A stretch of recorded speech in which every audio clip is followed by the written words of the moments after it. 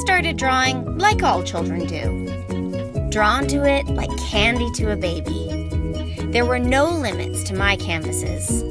Allowed to dream and think out of the box. Coloring books never kept much of my attention. Coloring in the lines just seemed so limiting.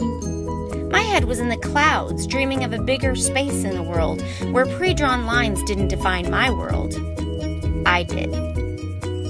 In school, the lines and boxes just got bigger and more constricting, and my pencil became a ray of hope. When I took my learning to the space in the margins, a whole new world opened up for me. So as an educator, I wondered what it would be like to remove the boxes and give people space. Space to dream, imagine, play. So why do I draw? Because I believe that really important thinking and learning often gets trapped in a box. I want to bust open that box and leave space for the hopes and dreams of the learners themselves. Dreamers dream, learners learn, but innovative thinkers leave a mark on the world.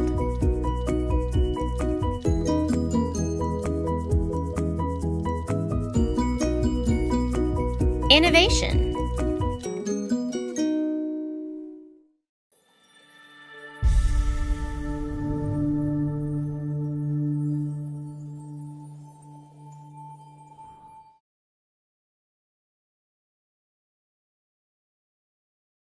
I can't talk about mistakes or fear without doing something I'm very afraid of. Ready for some fun? See? Pitch matters.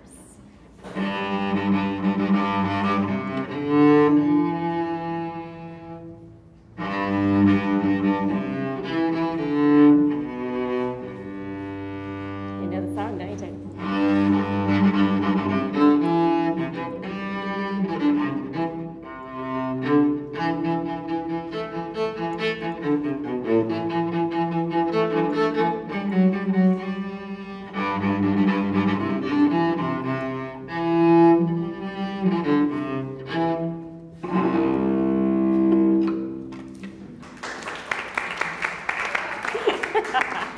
So you're wondering, what in the world does a cello have to do with a speech on visuals?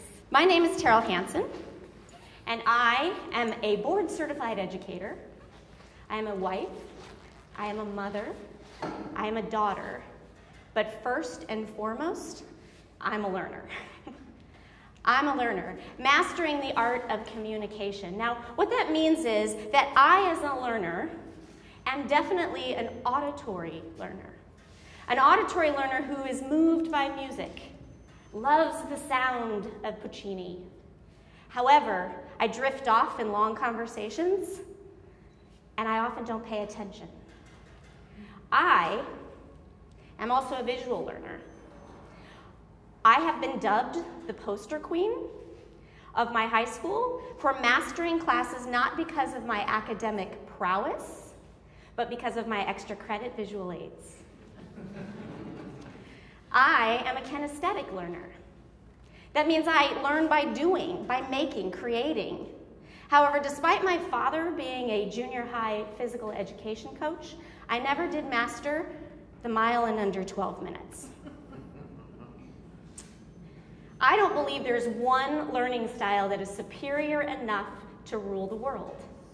We need them all, which is why as a teacher and as a communicator of learning, I believe that I set out to master the art of communication, or the heart of communication, if you will. And so I have to begin with a story about a cello. About 9 months ago, I was challenged to bring out my cello after 25 years of not touching the instrument. I was kind of lured into it by a pentatonic song, for those of you who know. And if you've ever watched the cellist in that particular video, that's who I wanted to be. And so I said yes before I had a chance to even think about it. I had no idea that it would take me on a journey of learning about what it meant to learn again.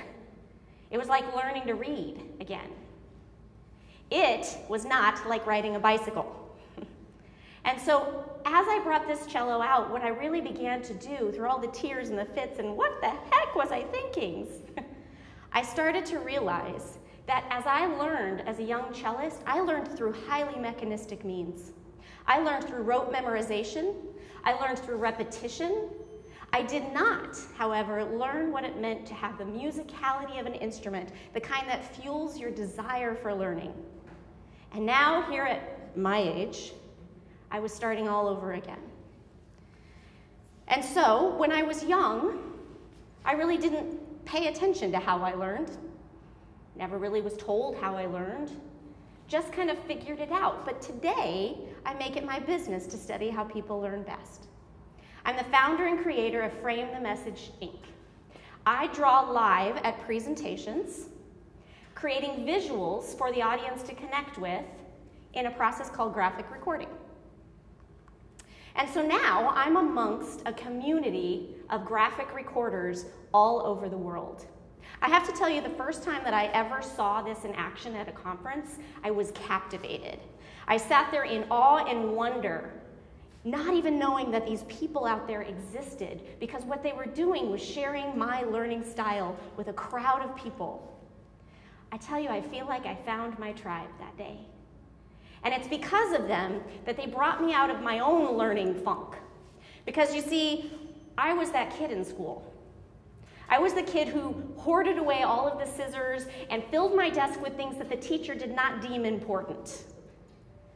And amongst that stash of scissors and markers and glue, there was a secret. And it was a secret that I didn't even know until today. And that is, I didn't just like to draw. I needed to draw. It was a learning style that when information was coming at me so quickly, if I didn't draw to hold on to information, I would have no success in traditional education. I believe that today. That, scholars like Ken Robinson say that we might likely be educating kids out of being creative in our traditional schools. Luckily, I was not one of them. I didn't outgrow it, I didn't outlearn it, and I never lost my love for magic markers. I found myself, because I am still today an incessant doodler, a consumer of pens. Anything that you can give me to touch, create, and do, that's how I learn. And so, when my pen is moving, I know my mind is more engaged. So, I started out just like this. Truth is, we all started out like this. Stick people, squiggly hair, incongruent limbs. However, how many of you know or have heard somebody say to you recently, I can't draw? Many of you. I can't draw. It's only as adults that we start convincing ourselves that we're unable to draw, which I find really surprising that so many of you know visual learners, because 65 to 70% of the population are actually visual learners. So why aren't we using visuals all the time? The workplace, they know the power of visuals. They use it in meetings, they use it in marketing, they use it in presentations all the time. And guess what? Very few of them have any artistic training at all. When's the last time you grabbed a Post-it note? When you were trying to communicate a message and you weren't getting across, you grab a Post-it note, you grab a pen, and you draw every line, swoop, and arrow you can to communicate your message. 4 billion videos are viewed on YouTube every day. 100 million active users on Pinterest. Do you know that the brain actually processes information 60,000 times faster than text? Why aren't we using visuals all the time? So I'm going to give you 3 reasons why you should. 1, visuals portray an image or a message that sometimes words cannot. This is a square. This is a, which one? Took you longer. Which one displays the message faster? 2, visuals portray and communicate a message. This is a person. This is a person. You know, sometimes I think we think that we cannot draw, thereby we can't use it as a communicative tool. Yet, when people see what you scratch on that Post-it note, they know your message far before they ever have a chance to judge it. So why are we beating them to the punch? 3, visuals actually build the brain's capacity. When we teach kids to outline, we teach them to create a header and a subheader, and we teach them in linear ways to record the salient points of what they hear. That's no different than visual learning. However, I've got it better because I have a whole canvas, and I can put those ideas anywhere on that canvas, and I can circle back to any detail I want to be able to create connections with what I hear that I could never do with the linear note-taking.